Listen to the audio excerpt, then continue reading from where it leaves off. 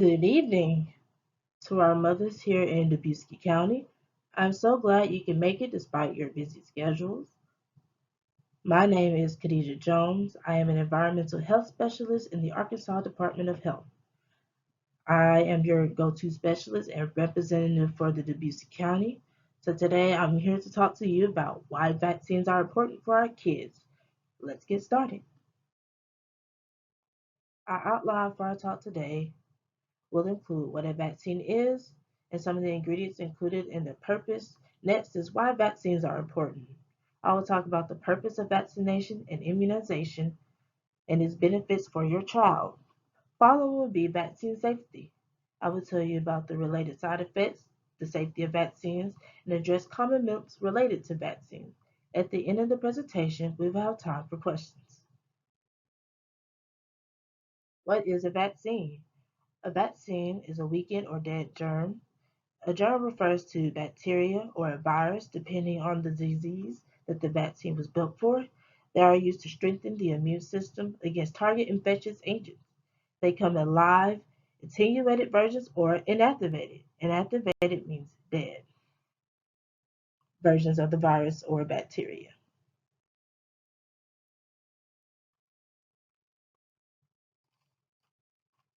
Vaccine ingredients. Here's a list of them. First is adjuvants. Adjuvants help boost the body's response to the vaccine. An example of an adjuvant is aluminum salts. They are not harmful and can be found in antacids and antiperspirants and drinking water. Stabilizers keep the vaccine effective after manufacturing. It includes sugars and or gelatin. These are also harmless and reside naturally in the body. There is also preservatives which prevent contamination. The morosol is a preservative and a mercury derivative. Its materials is used in the process of making the vaccine. Vaccines also contain residual materials used in the process of making the vaccine, such as egg protein, formaldehyde, and neomycin. You don't have to worry about these. They are also relatively harmless because of the small trace amounts found in the vaccine. The importance of vaccination, providing immunity that leads to community protection. Immunity is provided through vaccination that starts the process of immunization. It is the preparation of the body to fight target infectious agents or disease. Here below is a video to explain how a vaccine works.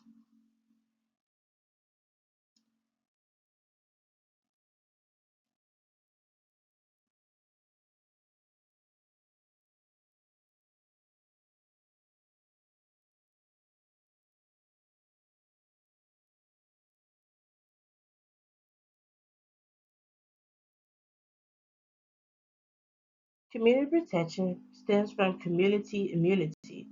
Community immunity is how much of a population or community is vaccinated. At a certain threshold percentage, the percent needed to ensure the spread of VPIs or vaccine preventable infections are stopped or unable to spread effectively. As community immunity increases, risk of exposure decreases, transmission rates decrease, and morbidity rates decrease. This prevents epidemics and pandemics, the prevention of widespread of infectious diseases.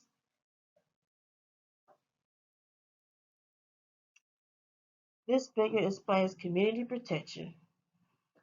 From left to right on this diagram, you can see that blue dots, or vaccinated immune people, increase as the number of infected persons decrease.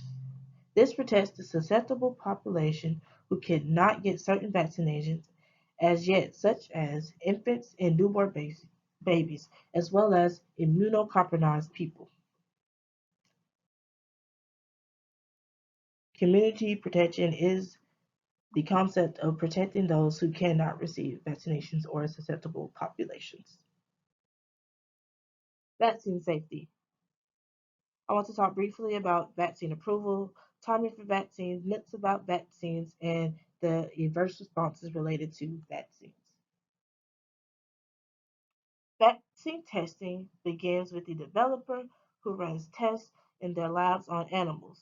A final product is produced and ran through clinical trials in three phases. These phases includes participants or volunteers that range from the hundreds to hundreds of thousands. Side effects from these trials are recorded and reported. If the benefits at the end of the trial outweigh the risk, the drug is approved, licensed, and distributed. There is also a system set up to report adverse responses as feedback on vaccines once these are distributed to the public. It is called the Vaccine Adverse Event Reporting System. Vaccination timing. Vaccines should be given when your child is healthy. If morbidities do exist or illnesses are present, make sure to communicate with your child's PCP for further guidance. Immunocompromised children can still receive vaccines under certain circumstances to prevent adverse outcomes. The CDC has recommendations for special situations. There is also a vaccine schedule stating the minimum and maximum ages for receiving vaccinations.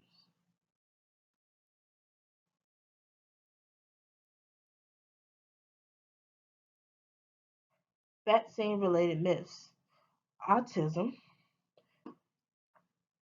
is not caused by or associated with vaccines or their ingredients. Multiple sclerosis is not caused by hepatitis B vaccine.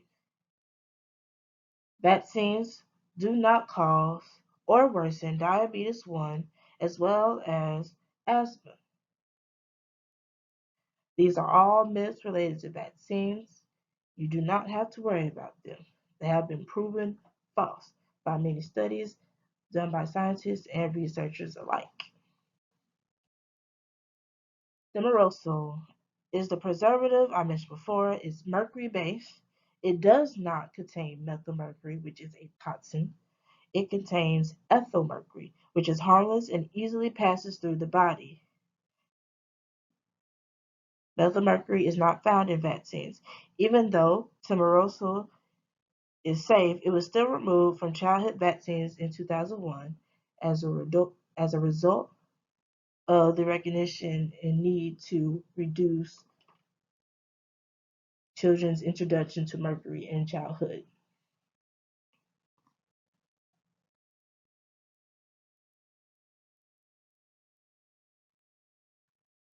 Adverse responses. These are a list of common side effects that you will see if your child gets their shots. Swelling, redness, soreness, headache, nausea, vomiting, mild fever, chills, tiredness, muscles, and joint aches, even fainting. These are all mild and short-lived and will pass in a few days' time at most, so you do not have to worry about it lasting long.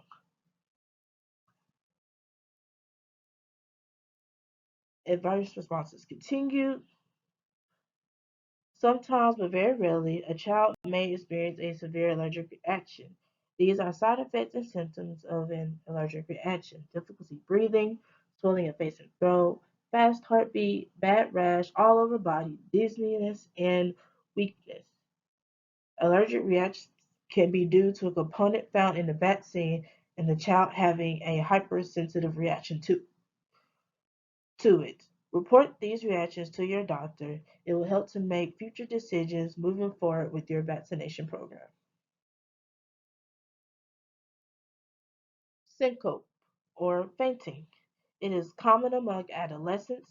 The cause of fainting is not determined, but is suspected to be related to the vaccination process rather than the vaccine. Fainting can cause injuries, and to prevent those injuries, please have your child sitting or lying down 15 minutes after the vaccination. It may also help to calm them down and prepare them in advance. Next, we have febrile seizures. Febrile seizures are caused by high fever ranging from 102 degrees and above. There are no long lasting effects, and they are usually benign if it does occur. It has been discovered that the inactivated influenza vaccine, coupled with either the pneumococcal vaccine or the DTaP vaccine, the diphtheria tetanus pertussis vaccine, may cause febrile seizures. It doesn't happen a lot, but it's very rare. But just in case, doctors do not recommend that you receive these shots in the same appointment.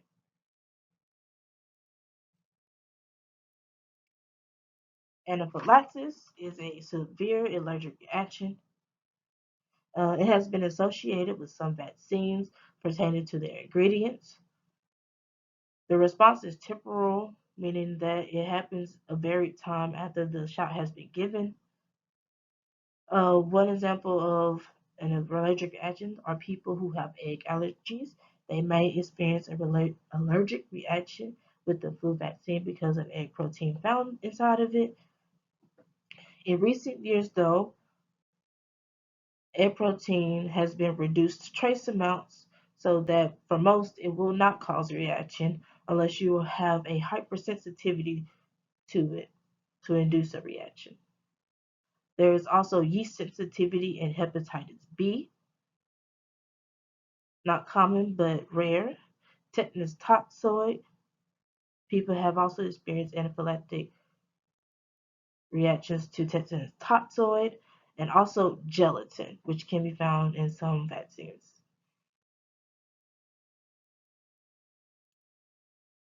Here are a list of the recommended vaccines in the vaccine program on the CDC webpage. They are MMR, the measles, mumps, rubella vaccine, the chickenpox vaccine, the Haemophilus influenza, rotavirus, poliovirus, influenza, hepatitis A, hepatitis B, human papillomavirus, DTaP, DT, Tdap, and TD, meningococcal disease, and the pneumococcal disease.